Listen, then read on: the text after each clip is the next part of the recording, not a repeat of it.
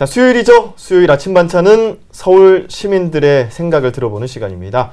얼마 전 서울시는 고액 세금 체납자의 재산 은닉 사항을 신고할 경우 최대 1억 원의 포상금을 지급하기로 했는데요. 네, 국민의 4대 의무 중 하나가 납세 의무죠. 하지만 지난해 서울시 세금 체납액은 1조 3천억 원으로 역대 최고를 기록했습니다. 체납 징수를 위해 적극적으로 나서기로 했습니다. 네, 서울시는 올해 체납 세금 징수 목표액을 2,200억여 원으로 정하고 재산 은닉 신고 포상금을 기존 3천만 원에서 앞으로는 최대 1억 원으로 올리기로 했습니다. 앞서 지난 1월부터 서울시 지방세 인터넷 전자납부 시스템인 이택스 홈페이지에 은닉 재산을 신고할 수 있는 시스템을 구축 운영 중입니다. 또한 서울시는 3천만 원 이상 지방세 고액 상습 체납자 7,278명의 인적사항과 체납 내용을 시 홈페이지에 공개하고 있습니다.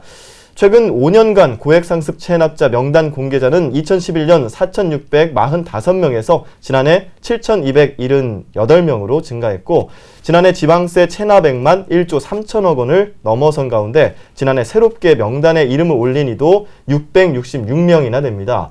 한편 서울시는 내년부터 공개 기준 체납액을 3천만 원에서 1,000만 원으로 강화해 고액 상습 체납자 명단 공개의 실효성을 높일 방침입니다. 이 같은 체납자로 인해 납세 의무를 성실히 이행하고 있는 납세자들이 손해를 보고 있는 셈인데요. 예. 고액 상습 체납자 명단 공개, 실효성 논란에 대해서 얘기 나눠봅니다. 오늘 얘기 나눠줄 두 분 나오셨습니다. 안녕하세요. 네, 안녕하세요. 자, 공홍재 씨하고 김세환 씨 나오셨는데요. 흔히 시민으로서 내가 내게 되는 이 세금, 주민세, 소득세, 자동차세 등 일반적인데 두 분 세금 꼬박꼬박 내고 계시죠? 아, 네. 예. 네. 어떻게 혹시 세금 체납해본 경험 있으신가요? 세금을 체납했으면 여기 앉아있으면 안 되겠죠. 그렇죠. 예. 보통의 대부분의 직장인들 같은 경우에는 네. 월급 명세세에 꼬박꼬박 세금이 같이 징구가 되기 때문에 네. 특별히 요즘에 금수저, 운수저 이런 말 많이 나오고 있기는 한데요. 특별히 물려받은 재산이 있지 않은 이상은 대부분 아마 꼬박꼬박 세금을 내고 있지 않나 이런 생각이 듭니다. 네. 김세환 씨도 모범 납세자일 것 같은데요. 네, 제가 내고 안 내고를 떠나서 예. 알아서 다들 이렇게 빼가지 않나요? 아, 그렇죠. 굳이 안 냈다고 한다면 예. 예전에 그 차 운전할 때 네. 그 막 고지서 딱지 같은 네, 거 있잖아요. 네. 예. 그거 모르고 있다가 아. 그것도 나중에 폐차할 때 되니까 예. 그걸 내지 않으면 폐차도 안 되더라고요. 네. 아. 낼 수밖에 없는 것 같아요. 저희들 입장에서. 그렇죠. 보통의 이제 시민들은 세금을 체납하지 않고 잘 이제 납부를 하고 있는데 일부 이제 상습 체납자들이 있거든요. 특히 이제 3천만 원 이상의 고액 체납자가 무려 7천 명이 넘는다고 하는데 이렇게 보면 도덕적 해이가 좀 심각한 것 같기도 하고요. 이런 소식 들으면 좀 어떠세요? 공지 씨? 지난번에 뉴스를 보니까요. 세금 체납자들, 세금 징수를 하려고 이제 공무원들이 집에 찾아가는 걸 본 적이 네. 있는데, 오히려 적반하장식으로 집도 번지르르 하고, 맞아요. 고가의 물건들도 집에 많이 있는데, 네. 나는 재산이 없다. 내 재산이 아니고, 부인이나 자식 재산이다. 이런 식으로 교묘하게 법망을 피해가는 이런 모습을 본 적이 있습니다. 예. 그런 화면을 보면 굉장히 화가 나죠. 네. 대부분의 국민들은 세금을 꼬박꼬박 내고 있는데 이 사람들은 재산이 많으면서도 이게 배째라 하는 식으로 하는 모습을 보면 예. 화도 나고 굉장히 허탈한 마음을 감출 수가 없습니다. 네. 예. 김세환 씨는? 네, 제가 아는 상식선에서도 이렇게 소득이 발생하면 거기다 이제 세금을 부과하는 게 대부분이라고 생각을 하는데 네. 네. 좀 이런 상황에서도 돈을 안 내시는 분들도 보면 좀 치사하다는 생각을 좀 많이 해요. 근데 당정 정말 돈이 없어갖고 못 내시는 분들도 있잖아요. 사업이 갑자기 어려워진다든가 네. 해가지고. 근데 그런 분들은 어느 정도 심정적으로 이해는 갑니다. 예. 근데 어떤 분 보면은 통장에 29만 원밖에 없다고 하시면서 내야 될 돈도 많이 안 내시고. 네. 거기다 막 경호원 대동하고 막 배드민턴 치러 다니고 막 이러시잖아요. 예. 이런 거 보면은 좀, 이게 우리나라 법치국가가 맞나? 네, 이런 생각도 많이 들고요. 이 세금 안 내시는 분들은 막 어떤 수단을 동원해서라도 세금을 안 내잖아요. 제발 거드시는 분들도 네. 그 수단과 방법을 좀 가리지 말고 예. 세금을 거두셨으면 좋겠어요. 네. 예. 그래서 생각한 게 바로 체납자들, 이런 고액 상습 체납자들에 대한 명단 공개인데요. 서울시는 좀 더 체납자들을 압박하기 위해서 기존의 명단 공개 대상이 체납액 3천만 원이었지만 이를 1,000만 원으로 확대한 것으로 알려지고 있습니다. 그래서 이렇게 그 명단 공개 과연 실효성이 있다고 보는지가 오늘의 주제인데요. 두 분은 어떻게 생각하시는지요? 고흥재 씨. 네, 글쎄요. 그 성범죄자 같은 경우에는 이제 법원 판결에 의해서 공개를 하고 있지 않습니까? 네. 홈페이지 그리고 뭐 앱 그리고 우편으로도 발송이 되고 있는데요. 저희 아이가 다니는 어린이집에도 보니까 붙어 있더라고요. 그래서 그 성범죄자 같은 경우에 실제로 내가 피해를 볼 수 있고 그런 위협이 있기 때문에 시민들이 굉장히 꼼꼼하게 찾아보기도 하고 그런 반면에 사실은 세금 체납 같은 경우에는 어떻게 보면 개인의 문제로 좀 치부를 하게 돼서 네. 적극적인 관심이 없으면 굳이 서울시 홈페이지에 들어가서 과연 찾아볼까? 그것이 과연 효과가 있을까? 그런 생각이 좀 들긴 합니다. 네. 예. 김세현 씨는 어떻게 예, 보세요? 제 생각도 약간 비슷한데요. 이렇게 공개를 한다고 해서 뭐 창피하거나 이럴 사람들 같았으면 이미 세금은 냈을 거라고 봐요. 눈 하나 깜짝 안 하고 오히려 막 자랑스럽게 혹은 이렇게 됐으니까 좀 더 조심해서 좀 세금을 좀 숨겨놔야겠다. 네. 돈을 더 숨겨놔야겠다. 이런 생각들을 할까 이렇게 생각을 하고 좀 상징적인 의미에서는 예. 이렇게 해놓은 것도 괜찮다고 생각을 하는데 저는 차라리 어떻게 해서라도 세금을 추징했다. 예. 라는 것을 차라리 공표를 해가지고 아. 아무리 숨겨놔봤자 소용이 없다. 뭐 이런 식으로 아. 좀 내는 게 더 효과적이지 않나 라는 생각도 해봅니다. 네. 예. 이 명단 공개도 공개지만 이제 체납액을 낮췄잖아요. 그렇게 낮출 경우에는 인원이 많아져서 오히려 좀 혼란을 줄 수도 있다. 아니면 또 면피가 될 수도 있다. 이런 지적이 나오고 있는데 이 점에 대해서는 그럼 어떻게 보십니까, 공지 씨? 네. 그래서 저도 그 서울시 홈페이지 한번 들어가 봤습니다. 네. 네. 보통 때는 관심이 없어가지고 잘 보지 않다가 서울시 홈페이지에 지난해 12월 공개가 돼 있는 것을 봤는데요. 총 4가지 분류로 해서 예. 기존의 체납자 그리고 신규 체납자 그리고 뭐 개인과 기업 이렇게 총 4개 분류로 되어 있는 것을 봤는데 기존에 공개된 개인 같은 경우에 보니까 317페이지나 와. 되더라고요. 거기다가 가나다 순으로 되어 있는 것도 아니고 이제 무순으로 되어 있다 보니까 네. 사실은 굳이 찾아보려고 해도 찾기가 힘든 것이 사실입니다. 그래서 지금 기준으로 3천만 원 이상으로 이제 그 공개가 네. 되어 있는데 1,000만 원 예. 이상이 될 경우에 인원도 기하급수적으로 늘 것이고 그러면 사실 공개의 효과가 그다지 있을까? 얼마나 많은 시민들이 찾아보고 그것을 뭐 경각심을 가질 수 있을까 하는 생각을 하면 약간 좀 회의적이긴 합니다. 네, 오히려 이제 1,000만 원으로 돼서 기하급수적으로 늘면 그렇죠. 아 너도 나도 예. 이 사람도 세금을 안 내는구나 하고 안심할 수 있는 그래요. 그런 생각이 네. 드네요. 마음의 위안을 네, 그렇죠. 그래서 또 다른 면피가 될 수 있다라는 지적이 나오는 네, 거죠. 김세현 씨는 제가 봐도 좀 물타기 흔히 좋아하잖아요. 물타기가 좀 될 것 같아요. 네. 사람이 너무 많아지면. 그래서 기왕 창피를 줘서 세금을 내게 한다는 취지잖아요. 예. 그럴 것 같으면 그 이름하고 주소 보고 누군지 어떻게 알아요. 사진이라도 공개를 하든지 아니면은 정말 적극적인 방법으로 그 동 단위별로 딱 예. 잘라가지고 그 동주민센터에 이렇게 붙여놓던지 아니면 노인정 많잖아요. 네. 그런 분들은 세금 잘 내야 된다고 생각하시는 분들이니까 노인정에다 명단을 딱 붙여놓든지 해서 기왕 창피를 줄 거면 적극적으로 주던지 네. 아니면 다른 방법을 좀 생각했으면 좋겠어요. 네. 김세환 씨가 주시는 그 의견만 따라도 세금 징수하는 데 좀 도움이 되지 않을까 하는 생각도 해보는데요. 네. 자, 이 같은 체납자들의 세금 추징을 위해서 전담팀도 있습니다. 38 세금 징수반인데요. 하지만 은닉재산을 찾아내기가 쉽지 않다고 합니다. 따라서 은닉재산 신고 포상금 또한 1억 원으로 상향했는데요. 이 포상금 강화, 만약에 포상금을 받게 된다면은 신고를 더 잘 할 수 있지 않을까, 그리고 그걸 발견하는 다른 사람들이 신고를 해서 포상금을 얻을 수 있지 않을까 하는 방향에서 포상금 강화 어떻게 보시는지 김세현 씨가 먼저 대답해 주실까요? 그 신상필벌 차원에서 저는 포상금 효과는 굉장히 좋다고 봅니다. 근데 지금 상한선을 둔 거잖아요. 예. 1억 원이라고. 저는 이 상한선 제도는 좀 없어졌으면 좋겠어요. 그래서 그 신고하는 거에 대한 비율로 이렇게 그 포상금을 주게 되면 예. 그 나중에 더 고액 세금 같은 것도 더 잘 신고가 들어오지 않을까 네. 생각이 드는데 네네. 하나 걱정이 되는 거는 네. 이런 정도의 사정을 알려면 약간 내부자거나 아니면 지인일 경우가 많잖아요. 그렇죠. 그러니까 이 신고자에 대한 신변 보호를 꼭 잘 해주셔가지고 그 선의의 피해자가 나오지 않게 해줬으면 좋겠습니다. 네. 네, 저도 비슷하게 생각을 하고 있습니다. 사실 서울시에서 38 징수반을 통해서 통합적으로 이제 관리를 한다고는 하는데 개인정보에 대한 접근 권한이 없기 때문에 사실 실효성 문제가 있을 수 있거든요. 그래서 이런 포상금 제도는 개인보다는 사실은 뭐 개인 같은 경우에는 가족들이 주변에 있으니까요. 네. 개인보다는 오히려 기업에 체납액을 이제 징구하는데 훨씬 더 효과가 있을 것 같은데요. 말씀하신 것대로 기업차 내에서 그런 비리 체납액이 있을 경우에 그 직원들이 신고를 한다고 하면 그 직원에 대해서 신상을 잘 보호해줘서 비공개를 해서 그것들이 세금이 잘 징수될 수 있도록 하는 그런 방안이 마련됐으면 좋겠습니다. 네. 예. 또 하나가 문제가 되는 것이 징수하는데 어려움을 겪는 문제 중에 지자체에서 금융계좌 조회 권한이 없다고 합니다. 그래서 실질적으로 행사할 수 있는 권한이 많지 않다는 입장인데 감사원에서 또 이런 얘기가 나왔어요. 감사원의 감사 결과 일부 이 공무원들이 체납자들에 대해서 출국 금지 등과 같은 적극적인 제재를 행사하지 않아서 추징하는데 좀 미온적인 태도를 보였다라는 지적도 나오고 있는데 두 분 어떤 것이 조금 더 큰 문제라고 생각하시는지 공주 씨 어떻게 보세요? 네, 그 국민의 4대 의무라는 조세 의무를 따르지 않는 체납자들 가장 큰 문제가 있는 것은 뭐 명확 관한 사실이고요.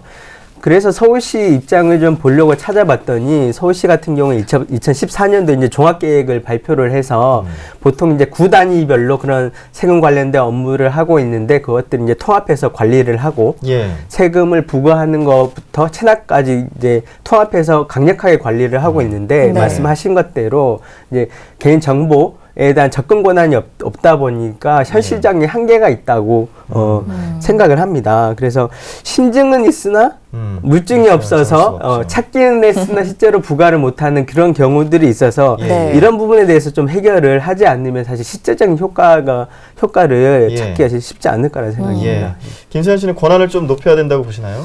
네, 근데 당장 지자체한테 금융 조회 권한을 준다는 거는 또 약간의 그 문제의 소지는 좀 있을 것 같아요. 그렇죠. 그래서 그 서울시에서도 특별한 사람들을 선출을 해서 재교육을 시키고 그런 후에 권한을 부여하든지 아니면 그거를 조사할 수 있는 권한이 있는 기관과 협의를 해서 사람을 파견을 받아가지고 같이 공조하에 일을 할 수 있게끔 했으면 좋겠고 이렇게 막 세금을 안 내면서도 출국을 쉽게 하는 사람들 있잖아요. 근데 보면은 왜 출국 금지를 안 시켰냐면 이 업무량이 많다, 바쁘다 이런 식으로 말을 하잖아요. 그 뻔한 얘기거든요. 차라리 세금액이 체납액이 어느 정도 일정 수준이 올라간다든지 아니면 체납 기간이 어느 정도 기간이 유지가 된다면 자동적으로 출국 금지 정도는 할 수 있게끔 시스템적인 게 마련이 됐으면 좋겠어요. 네. 일부 전문가들은 이제 주정차 위반 등의 질서 위반 행위로 1,000만 원 이상의 과태료 처분을 받고도 이렇게 장기 체납을 할 경우에는 법원에서 최대 30일까지 유치장에 가둘 수 있는 것처럼 세금 체납에 대해서도 좀 이런 것들 적용하면 어떻겠느냐 이런 제안을 해주시기도 하는데 이 같은 인신 구속제도 도입에 대해서는 그러면은 어떻게 보시나요, 김세현 씨 먼저? 그 주정차 위반으로도 유치장에 이렇게 가둔다는 말을 듣고 좀 놀랐어요. 근데 이 세금 안 내시는 분들 더 많잖아요. 네. 이런 분들은 가만히 냅둔다? 그건 좀 아닌 것 같아요. 이런 분들한테도 좀 적극적인 도입이 필요하긴 한데 하지만 그 인신을 구속한다는 거는 좀 더 세심한 관찰과 주의가 필요하다고 봅니다.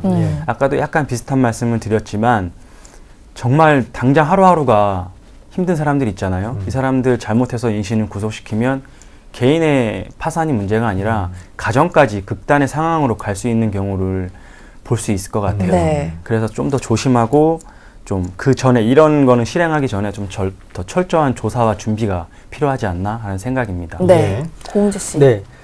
저도 효율성 측면으로만 따져보면 사실 인신구속제도를 도입하면 훨씬 효과적으로 세금을 체납액을 거둘 수 있다는 생각이 드는데 저도 마찬가지로 사실 인신구속은 굉장히 인권침해 여지가 있을 수 있습니다. 그리고 법적으로도 사실은 처벌 규정이 없는 게 아니거든요. 이제 조세범 처벌법이라는 규정에 보면은 이제 체납을 목적으로 재산을 은닉하는 경우에는 징역 3년 이하, 징역 또는 3천만 원 이하 벌금에 처할 수 있다라는 규정이 이미 있는 상태입니다.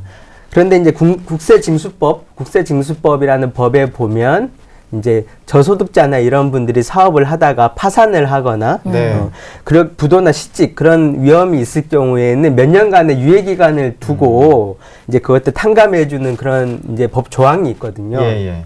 사실 체납자들이 이런 법조항을 악용해서 이제 재산을 탄로하고 있는 것인데 사실 법조항이 없어서 이렇게 체납액을 못 걷는 것이라기보다는 그걸 법망을 교묘히 피해가는 이제 체납자들한테 더 문제가 있다는 생각이 들어서 네. 이제 법조항을 그대로 적용하는 것도 중요하지만 실질적으로 체납액을 거둘 수 있는 이런 국세청이라든가 이런 곳에 강력한 권한을 둬서 실질적이고 강력하게 체납액을 징구할 수 있는 이런 권한, 이런 체계가 좀 강화되는 것이 조금 더 현실적인 방법이지 않는가 이런 생각을 좀 해봤습니다. 네. 예.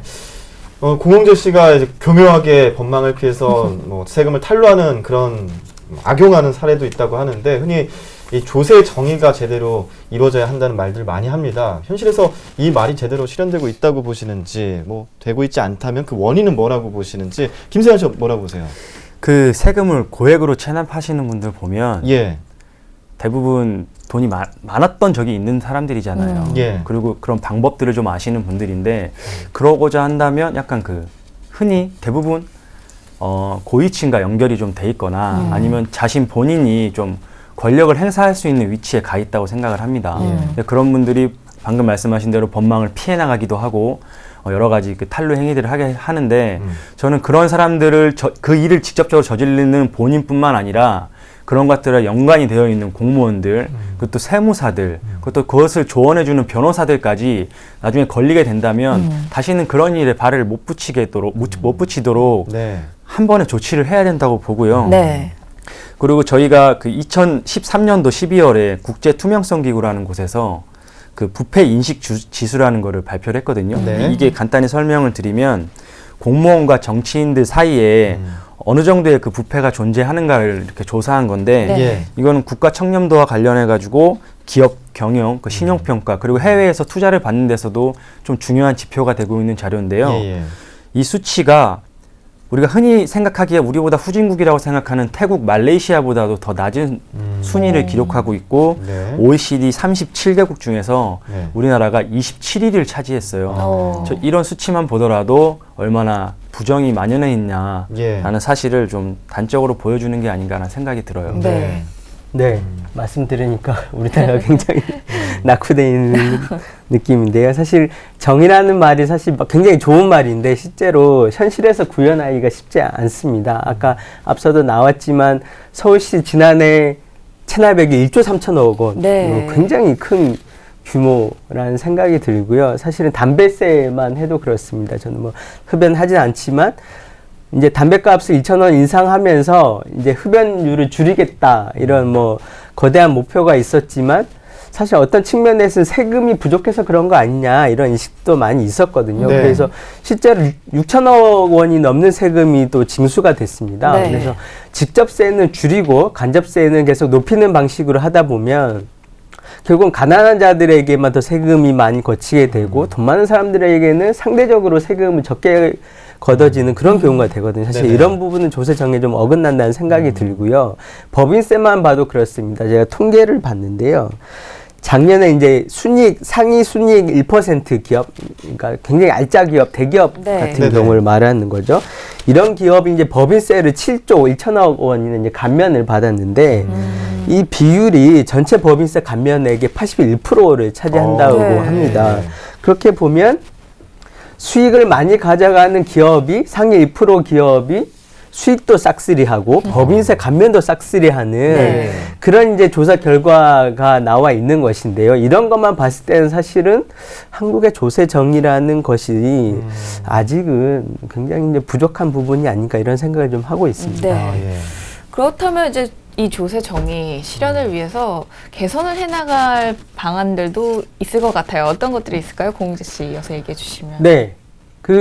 우리가 흔히 선진국이라고 하는 북유럽 국가들만 좀 사례를 보면 좋을 것 같습니다. 그런 나라들은 사실은 국민들의 복지를 굉장히 많이 신경을 쓰고 그렇죠. 있고 세금의 뭐 40% 50% 세금 그러니까 뭐 소득의 40-50% 세금 내는 것을 뭐 자연스럽게 받아들이고 있잖아요. 네. 사실은 우리나라도 그런 부분을 좀 강화해야 된다고 봅니다. 가난한 사람들에게는 세금을 적게 걷고 돈 많은 사람들에게는 세금을 많이 걷어서 그 걷은 세금이 국민들의 복지 그리고 더 가난하거나 사회적 약자들에 대한 복지로 전환된다고 하면 조세 정의가 조금씩은 나아지고 개선되는 방향이 되지 않을까 이런 생각을 하고 있고요.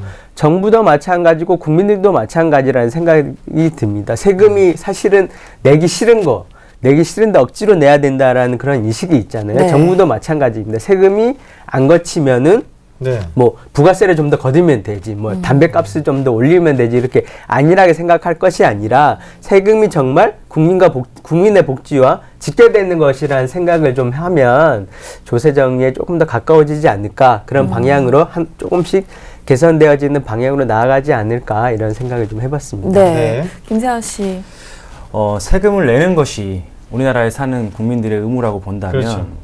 이 세금을 잘 운영하고 또 이 세금을 잘 걷는 거 또한 그 나라의 의무, 즉 네. 우리의 그렇죠. 세금으로 먹고 사는 공무원들의 의무라고 생각을 합니다. 예. 지방 체납액이 그냥 딱 잘라서 1조가 넘는다고 말씀을 하셨는데요.